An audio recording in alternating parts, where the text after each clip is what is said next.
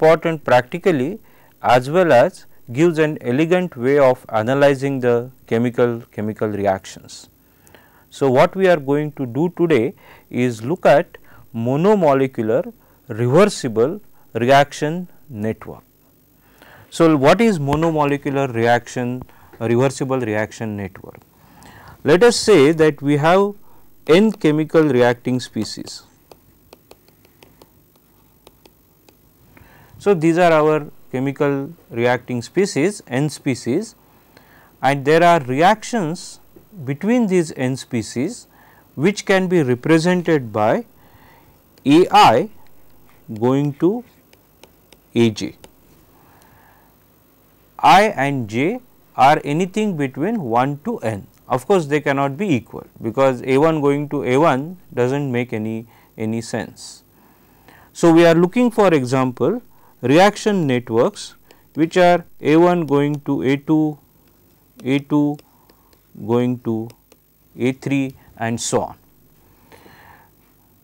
These are called monomolecular reaction networks because both reactant side and product side the molecularity is 1. They are reversible reactions. So, we have monomolecular reversible reaction network. Now, one may ask what is the importance of these kind of networks. Number 1, there are certain reactions which actually follow this monomolecular reaction network. For example, 1-butene, cis-butene and its isomers and trans-butenes.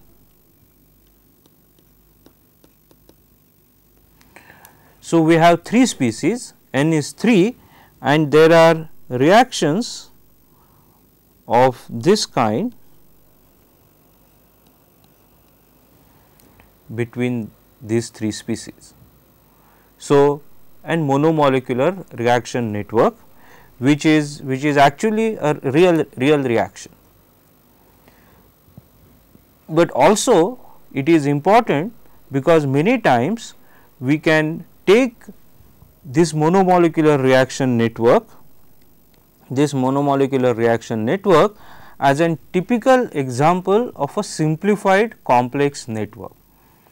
So, let us say that we have a reaction, real reactions are something like this, A1 plus A2 going to A3, A3 plus A2 going to A4 and so on. We will see in the next example that we can actually write this reaction network, represent this in an hypothetical reaction or a simplified reaction network like B1 going to B2, B2 going to B3 and so on. B1, B2, B3 are not real species, they are hypothetical species, but they contain all the information that is there for the real network, that is in the species A. So, from that point of view analyzing these networks is important. So, let us take an simplest type of this reversible monomolecular reaction network and see what kind of results we get for this network, and then we will generalize those results. So, let us start with what is the simplest network possible. There has to be minimum 2 species, nothing can be simpler than that. So, for a reaction A1 going to A2, A1 going to A2, this is the simplest kind of monomolecular reversible reaction network that one can think of. So, we will write this reaction network and the kinetic rate constants for this forward and backward reaction using the following notation. Since we are getting 2 from 1 in the forward reaction, let us call this reaction rate constant as K21, and the backward reaction we are getting 1 from 2. So, let us call this backward reaction rate as K12. Let me also simultaneously generalize this so that we need not come back to the notation once again. If we have a reaction AI going to AJ, let me write it down. If I have a reaction AI going to AJ, formation of J from species I, the reaction rate constant is Kji. Formation of species I from species J, reaction rate constant is Kij.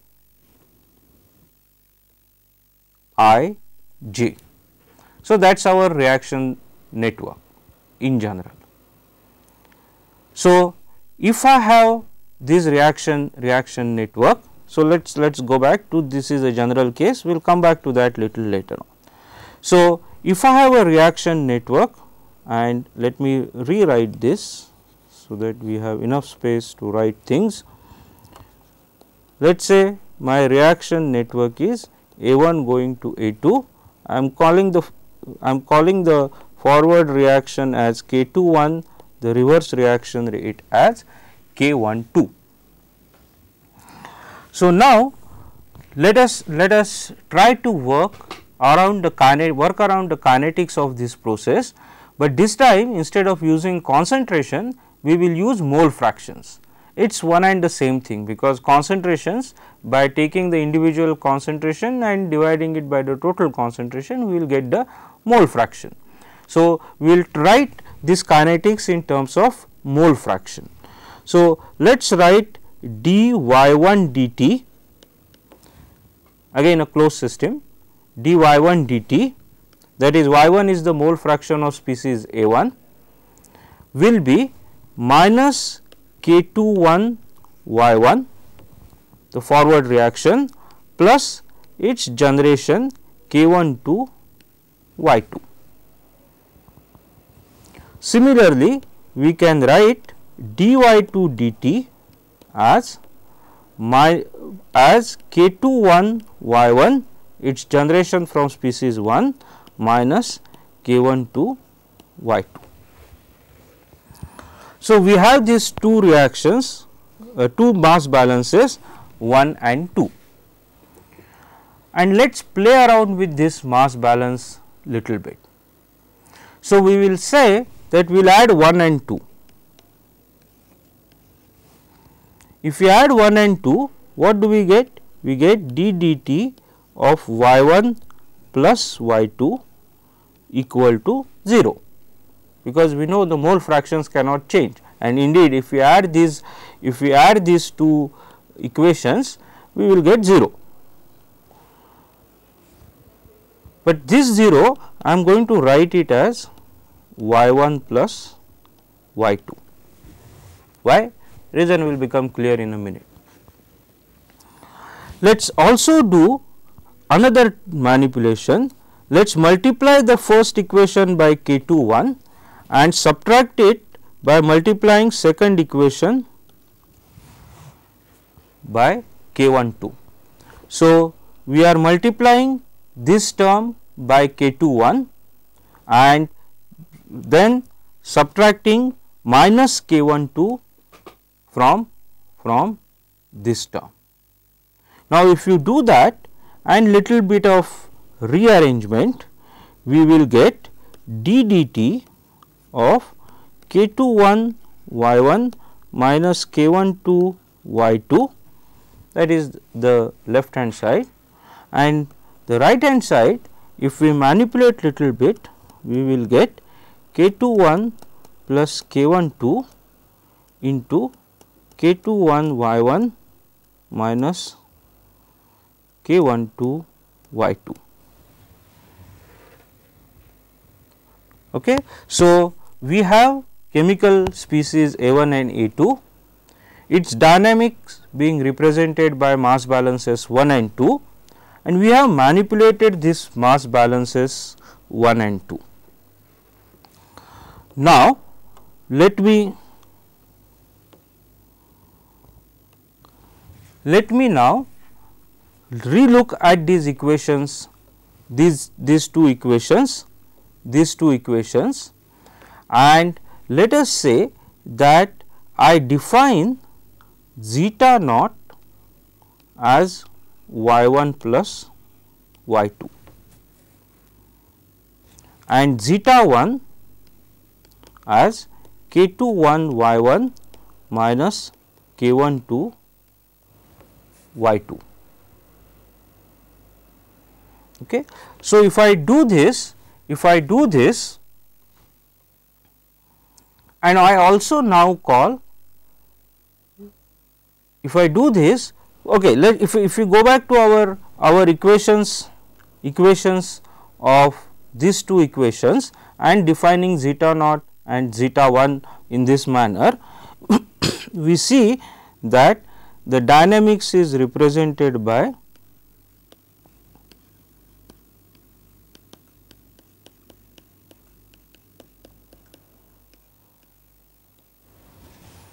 zeta 1. So, we have two equations zeta naught and zeta 1 dynamics, which is represented in this manner. Now, what is the motivation for doing this? The motivation for doing this is that I am now going to say that I have two hypothetical species B naught and B 1 whose compositions are zeta naught and zeta 1. And these are hypothetical species, these are not real species. My real species are over here and the real reaction. These are my hypothetical species. Now, why do we need to do this? We need to do this for the following reason. If you look at the mass balances of the real system, they are coupled y1, y2, y1, y2 and so on. So, the original species dynamics is coupled and it is not very easy to see what is happening there. But the same dynamics for hypothetical species is completely decoupled. Zeta naught equation has only zeta naught, zeta 1 dot equation has only zeta 1, and if there are many more species, you will always find that that will be the case. Or in other words, what we have done is we have uncoupled the original dynamics, uncoupled it, but not for the real system, but for the hypothetical system. So, now what is the reaction involving these hypothetical species? If you look at this, we can write these reactions as simply B naught going to something, B 1 going to something. What is that something? I do not care, because if I had told that my system reactions are B naught going to something, B 1 going to something, its concentrations are zeta 0 and zeta 1, then you would have written its kinetics zeta naught as some kinetic rate constant times zeta 0, zeta 1 dot another kinetic rate constant times zeta 1.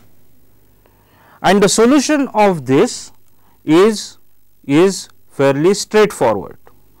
How do we solve this?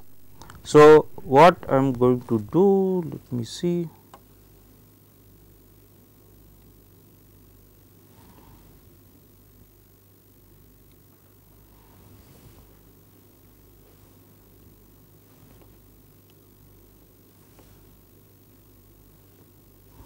Okay, let me go back.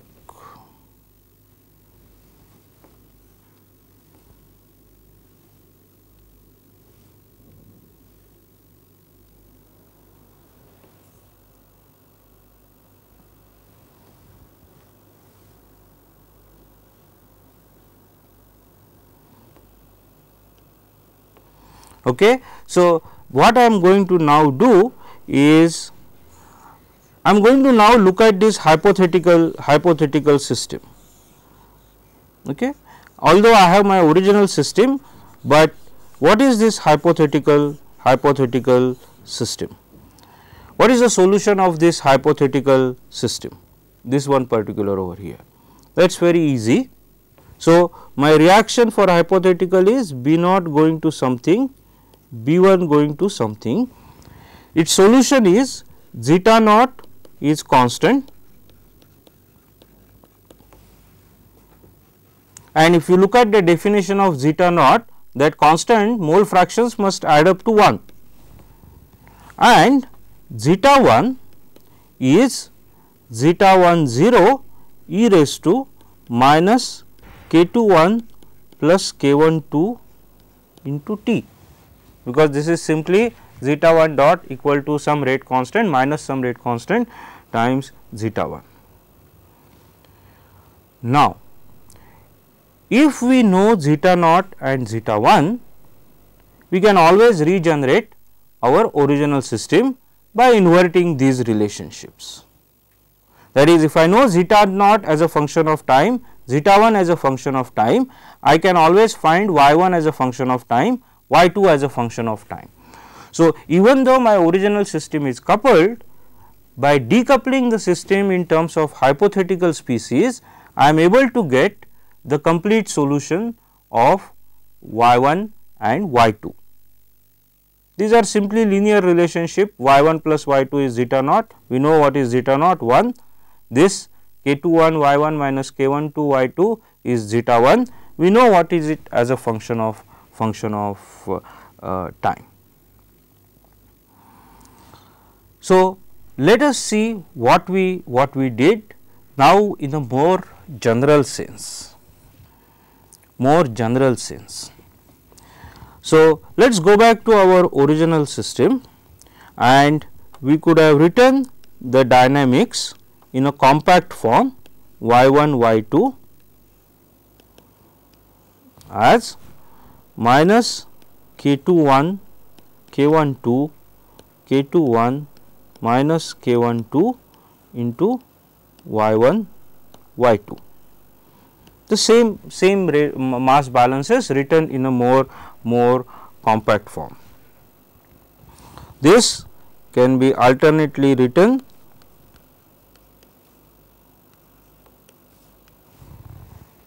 y dot equal to stoichiometric coefficient reaction rate coefficient matrix K times y, this particular mass balance equations. Now, what is the link? Why are we doing this? We are doing this to find out how do we get this rate constants of this, what are this 0 minus k 1 2 k 1 plus k 2 1, what are they? It turns out that the eigenvalue of this matrix K, eigenvalue of this matrix K is nothing but 0 and k 1 2 plus k 2 1, this number over here are the eigenvalues of matrix K. So, eigenvalues is one is 0, the other one is k 2 1 plus k 1 2.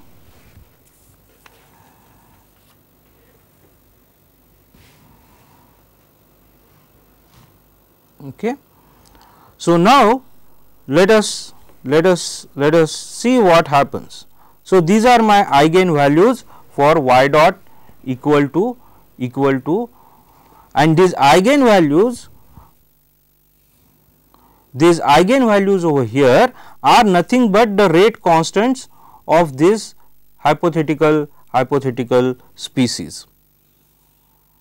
So, we can write for my hypothetical species zeta dot, just as we wrote y dot equal to k y, we can write zeta dot equal to lambda 0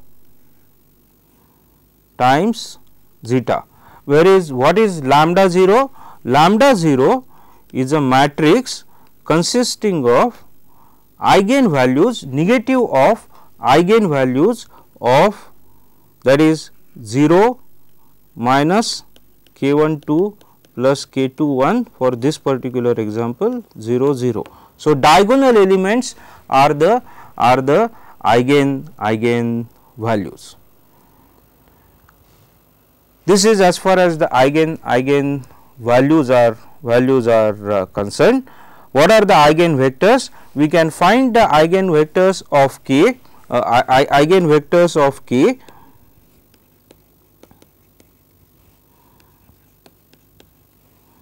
eigenvectors of k with lambda value equal to 0. What are the eigenvectors? Eigenvectors must satisfy the relationship k x, whatever is that eigenvalue, must be lambda 0 x 0. Now, for lambda 0 equal to 0, this tells k x 0 equal to 0, and when does k x 0 become 0? When does k into y become 0? K into y equal to 0 means system has reached equilibrium. So, first eigenvalue x 0 eigenvector is nothing but the equilibrium value obtained from the dynamics y dot equal to k y equal to 0. So, the solution of this is y equilibrium.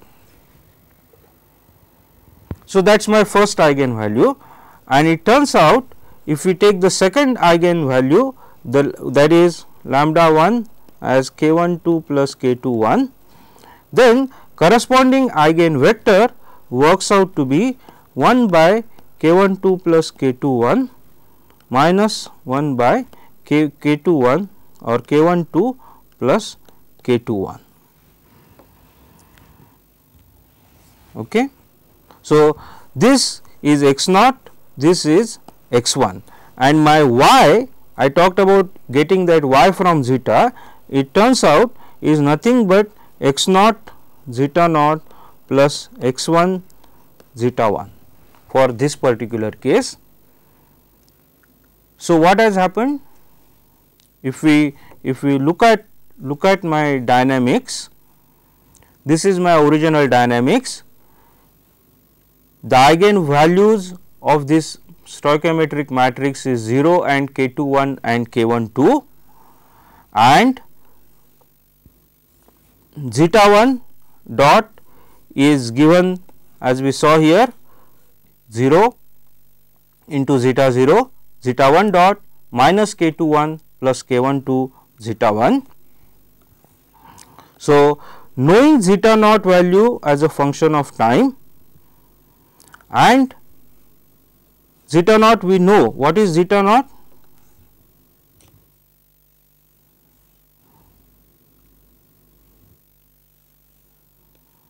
What is zeta naught? Zeta naught is 1. So, we can write y as and x naught is y equilibrium plus whatever is this x 1 into zeta 1 0 e raised to minus k 1 2 plus k 2 1 into t. So, we are in a position now to find y from this particular relationship. So, the original dynamics which was coupled, by decoupling it and writing it as a hypothetical species, we are now able to find the solution of the complete reaction network in a much simplified form.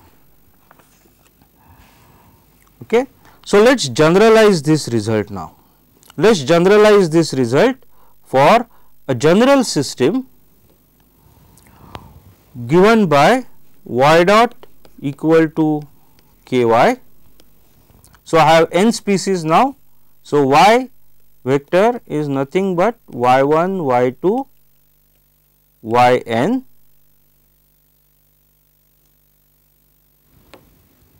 and what is k? K is the stoichiometric reaction rate matrix as we defined earlier, but this is for a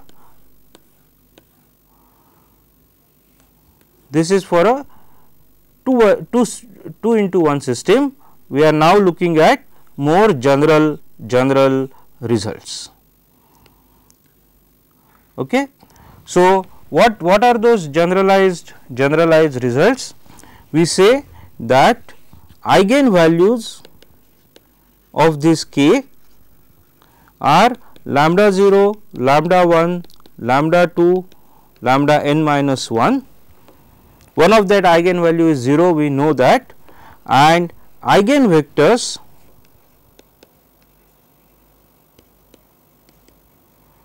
let us say x 0, x 1, x 2, x n minus 1.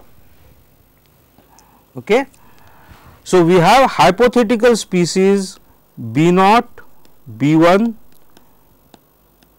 b n minus 1, whose concentrations are zeta 0, zeta 1, zeta 2, zeta n minus 1. Now, if we know this, we can write y as x into zeta. That is the generalized form of this particular relationship. X is the vector x naught, x 1, x 2. So, if I write my x vector whose x naught vector, x 1 vector, x 2 vector and so on, then my y is given by this particular relationship. So, this is my x, this is my x.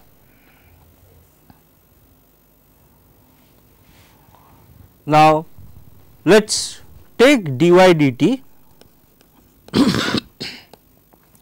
is nothing but x into d zeta dt, okay, and this is nothing but ky from our original dynamics. So, now let us write zeta. What is d zeta dt? D zeta dt is, so let me what is d zeta dt? D zeta dt is nothing but this x is nothing but my diagonal matrix or let's do it other way around. So, from this relationship I can also pre-multiply both sides by x inverse and I will get d zeta dt is x inverse k, and for y I am going to write x into zeta. So, the dynamics is now given by where lambda is x inverse k x. What is lambda? Remember what is our definition of eigenvector? Eigenvector is k into x naught is lambda naught into x naught, k into x 1 is lambda 1 into x 1 and so on. So, now by taking this relationship I can now get what is, so therefore, lambda is nothing but lambda 0 0 0 0 0 lambda 1 0 0 0 and so on. Only diagonal elements are non-zero, everything else is 0. So, 0 here and up to lambda n minus 1. So, that is my lambda vector. So, we now get from this. So, we know the solution of this now. Solution of this is straightforward. Zeta naught is e raised to minus lambda naught zeta naught, zeta 1 dot is minus lambda 1 zeta 1 and so on. So, once we know zeta as zeta of t, we can go back and calculate y, which we did here as x into zeta. So, this gives me now y as a function of t in a completely decoupled manner. elegant use of mathematics and chemical reactions. This analysis is known as Y and Prater analysis, done in late 60s or early 70s during that period. Okay. So, this in fact can be also used to calculate the kinetic rate constants of such system. What we need to find to get the kinetic rate constant is that is, if you want to find k, so k is nothing but x lambda x inverse. So, from this relationship I can also write x lambda x inverse equal to k. So, to find kinetic rate constant k, I need to know x, I need to know lambda, and I need to know x inverse. If I know that, I can find the kinetic rate constant. Let us look at this kind of reaction networks and its use for another class of examples. This is an example where we do not know what our reactants and what our products are, but how do we do then the lumping analysis and using this monomolecular reaction network idea. Let me give you an idea. As you are aware, if you do cracking of naphtha, you get wide variety of product, gases, liquid fuels, lubricating oils, and so on. Okay. So, we get all this kind of products. Now, the problem here is chemically we do not know what is naphtha, what is its exact composition, we do not know that. We can't define naphtha as C20, H25, O blah blah blah, we can't do that. Neither can we define what these products are. Liquid fuels, petrol for example, what is petrol? We know what petrol does, but we do not know what chemically petrol is. In fact, it is a mixture, it is not a single species. So, we do not know what these reactants are, we do not know what these products are. So, let alone the reactions between them. So, we can't even know about what reactions are there, because we do not know what reactants are and what products are. So, how do we go about kinetic modeling of such reactions? Why do we need kinetic modeling? We need because we want to design reactors, and you can't always do experimentation at 1000 or million ton per annum plant and hope that you get good results. What if you do not? The entire investment will go to waste. So, we need modeling, we need kinetics to get some reasonable estimate. It may not be accurate, it is not likely to be accurate, because when we do not know what reactant and products are, how can we expect very accurate reaction network, but as accurate as possible.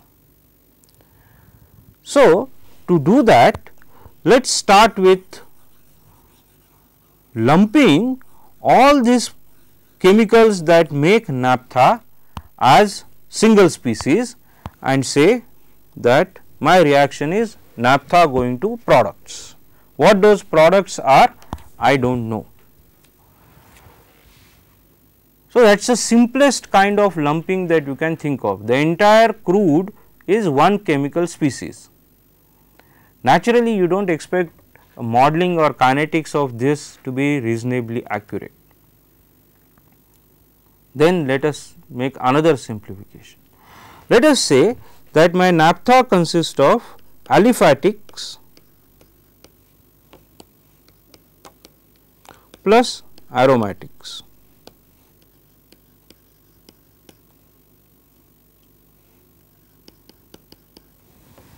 Okay. So, two species. So, this is one species, this is two species, and then I am going to say I am going to model my naphtha reaction as something like aliphatic going to aromatic, aromatic going to aliphatic, aliphatic going to products and so on. Okay. So, some network of reaction. So, this going to something. My intuition tells me that my results are with this approximation aliphatic plus aromatic are certainly going to be better than assuming naphtha as a single species. What about 3 species? Let us say aliphatics, aromatics, paraffins, just arbitrary, this is going to be better. My intuition tells me, and intuitions are always intuitions, the probability that they are right is very high, that is why we call it intuition. What if I do 4 species, 5 species, 10 species, 100 species, 10,000 species? If I do that, I certainly can expect better and better results. But the problem is, how do I define this 10,000 species and so on and so forth? So, I am back to square one. So, where to stop? Do I go 3, 4, 5? Where do I draw a line? How do I know my results are accurate? To know that, let us try to see how lumping analysis will help us arriving at this problem. So, let us go back to our monomolecular reversible reaction network and say that my reactions are A1 or AI going to AJ with kinetic rate constant Kji and Kij.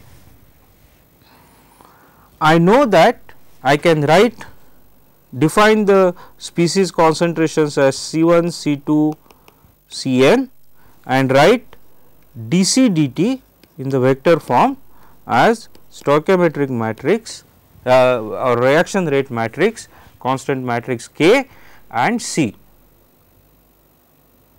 We just now saw what is this reaction rate constant matrix. So, we need not spend time on that. Now, what am I trying to do? So, I have species A1, A2, A3, An. I am trying to see whether can I lump some of these species into an hypothetical species A1 hat. So, can I write for example, A1 hat equal to A1 plus A2. Then suppose I had 10 species to begin with, then can I write A2 hat as A3 plus A4 plus A5 plus A7 or A6 plus A7 and then A3 hat as A8, A9, A10. So, original 10 species, can I lump them to hypothetical species A1 hat, A2 hat and A3 hat? Lump species and still say that the dynamics represented for this lump species is a fairly good representation of the original dynamics. What is the connection to naphtha problem? Let us say my naphtha is a n species problem.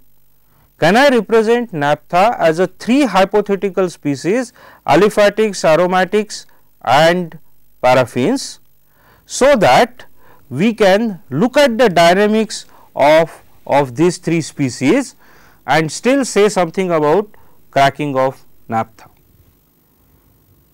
If you want to say something about original system by looking at the simplified system, we can at least consider the limiting cases. When will it be exactly same? That is, when is lumping exact? When does my 10 species are exactly represented by 3 species? Is it possible at all? Indeed, it is possible, and let us try to see how do we achieve that. So, let us go back.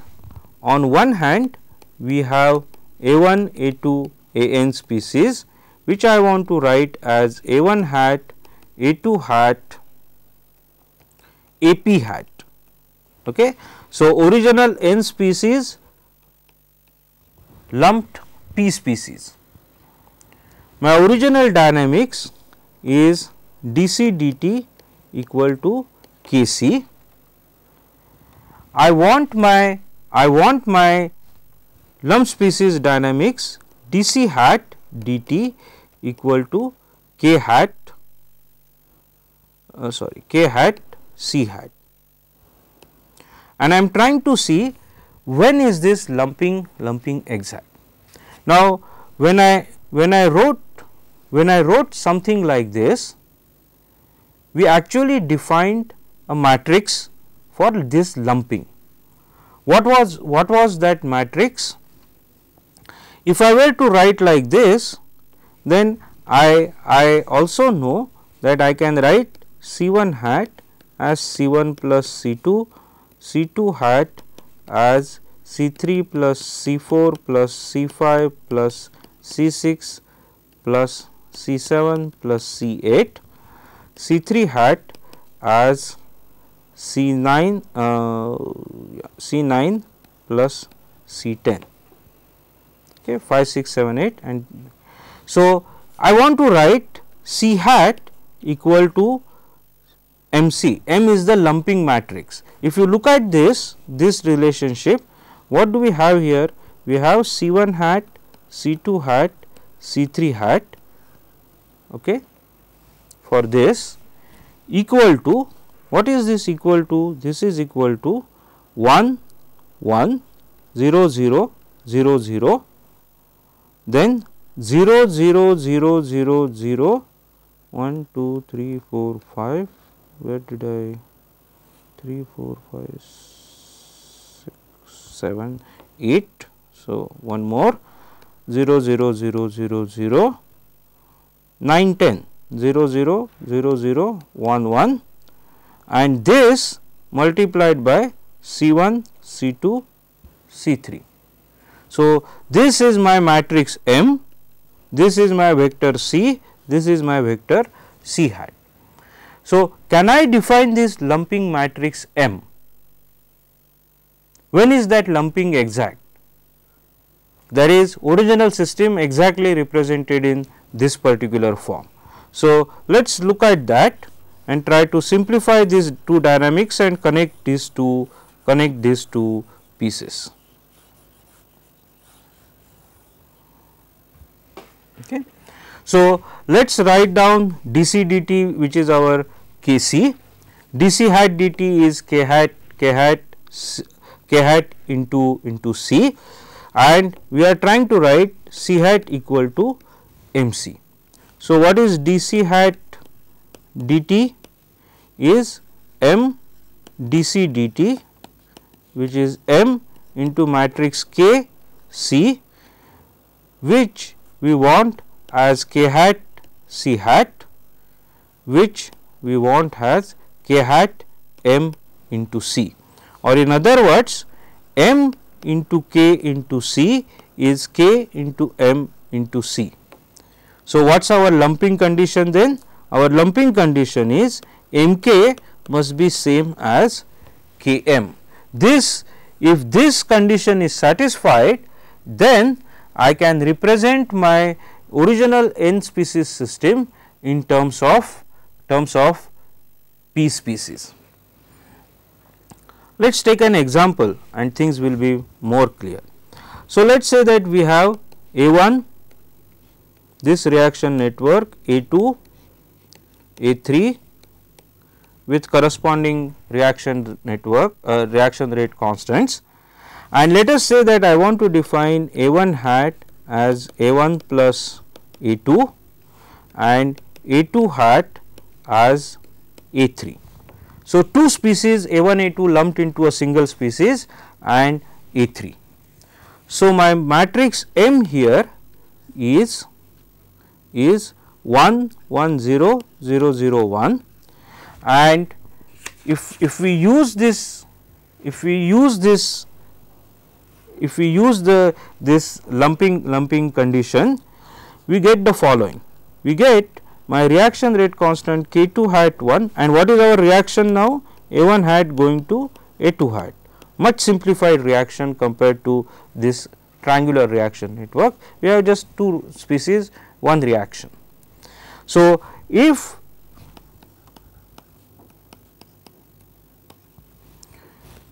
I satisfy this condition,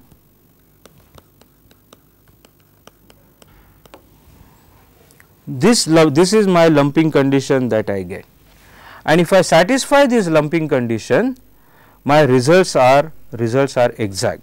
What is this lumping condition?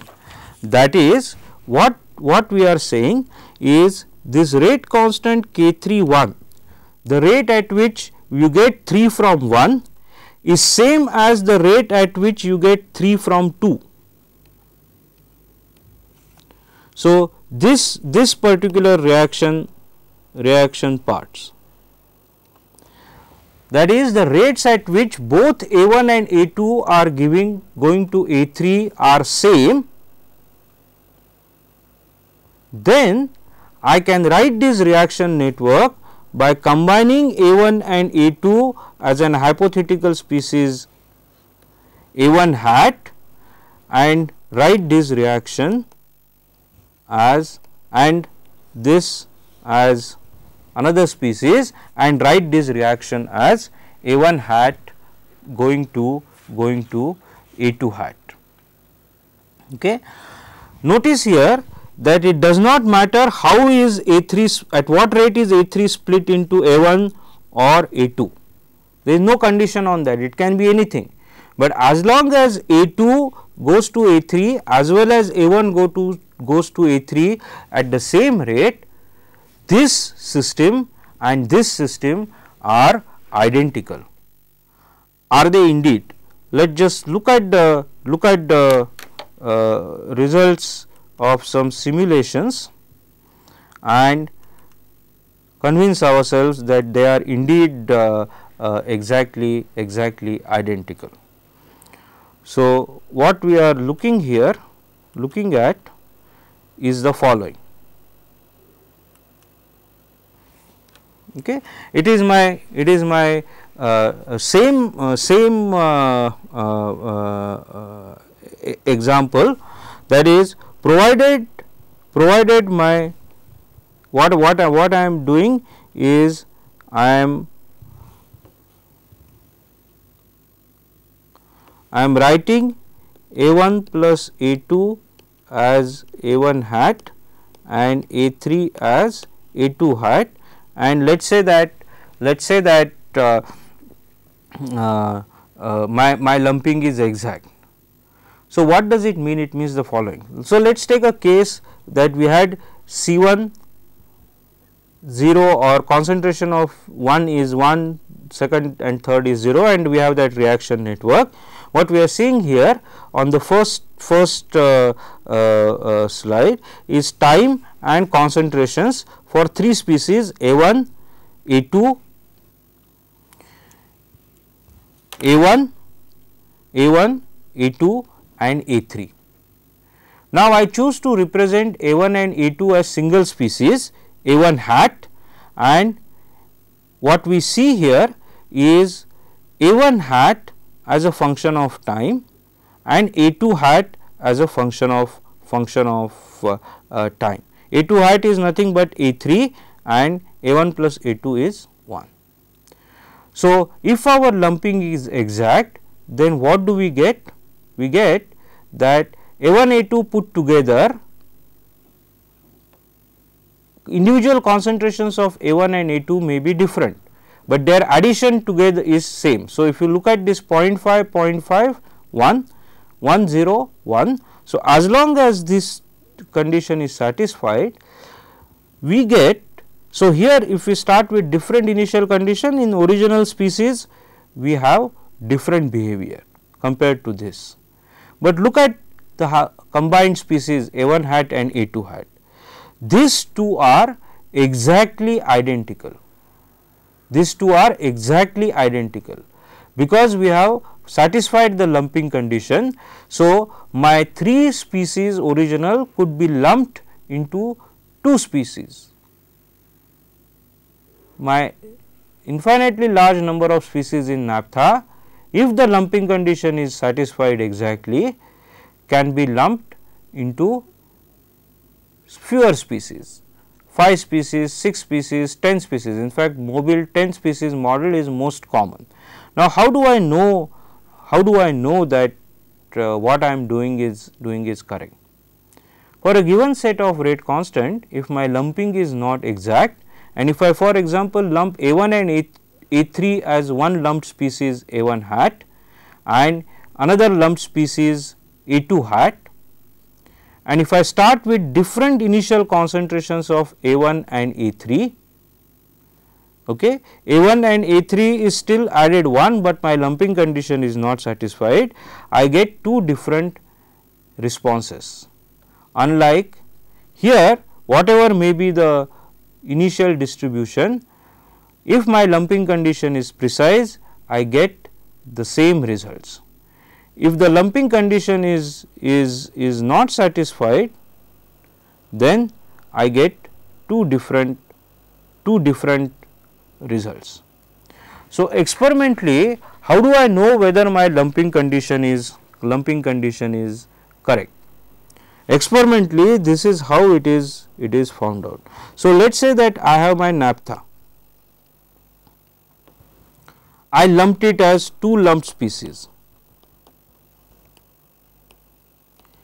If my lumping is not correct and I trace the concentration of this lumped species by different source of naphtha, different source of naphtha will give you different distribution of your components. So, if I do that and if I get the dynamics which is different for this lumped species, then my lumping is not exact. Turns out that when you do this 10 lumped species, your lumping is more or less exact. You can't be as exact as in an hypothetical example, because naphtha is a real example, but as close as we can get to the real example. So, with this we will close our discussion for this session, and in the next class we will start looking at gas solid catalytic as well as non catalytic reactions, or in short heterogeneous reactions. So, what we have done in what we can say the first part of this course is we looked at different types of complex reactions and the kinetics resulting from them, some ways of analyzing these kinetics, assumptions or approaches, for example, quasi steady state approach, quasi equilibrium approach, and then several examples such as chain reactions, polymerization reactions, kinetics of catalytic reactions, and then today lumped or monomolecular reaction network. What we are going to do in the coming sessions now is bring in transport phenomena into the picture, because we are really dealing in a majority of the cases with heterogeneous reactions. So, we will bring in transport phenomena and put it together with the kinetics and see what kind of results we get. Thank you.